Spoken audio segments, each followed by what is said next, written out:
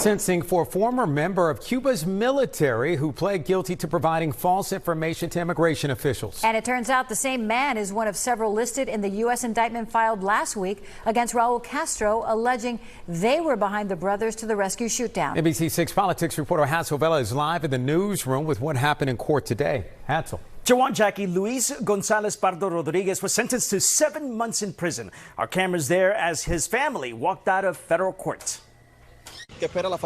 Relatives leaving a Jacksonville federal court without saying much after Luis Gonzalez Pardo Rodriguez is sentenced to 7 months in prison.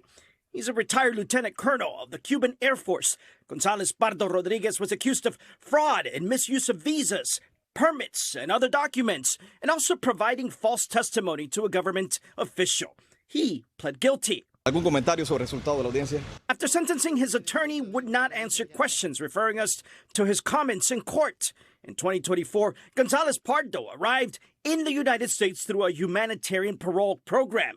According to prosecutors, 1 year later, while applying for permanent residency, he concealed nearly 30 years of Cuban military service history.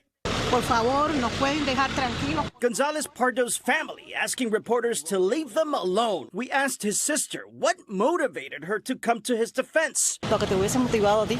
She responded by saying, "What would have motivated you?"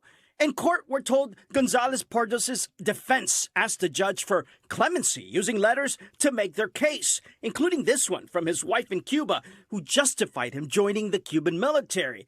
She says, and I quote, "The profession he chose, more than a decision, was a necessity. It was a quick career with a minimally just salary to contribute to the basic needs of his home." The Raul Castro indictment, unveiled last week, places him among the pilots involved in the pursuit of a third civilian aircraft, the only one that managed to escape during that Brothers to the Rescue shootdown. Silvia Oriondo was on that plane. We were thinking, maybe we will hear their voices again. Maybe they were ordered to land in Cuba. But when we realized the monstrosity of the crime that had happened, we were speechless, and that moment I will never forget.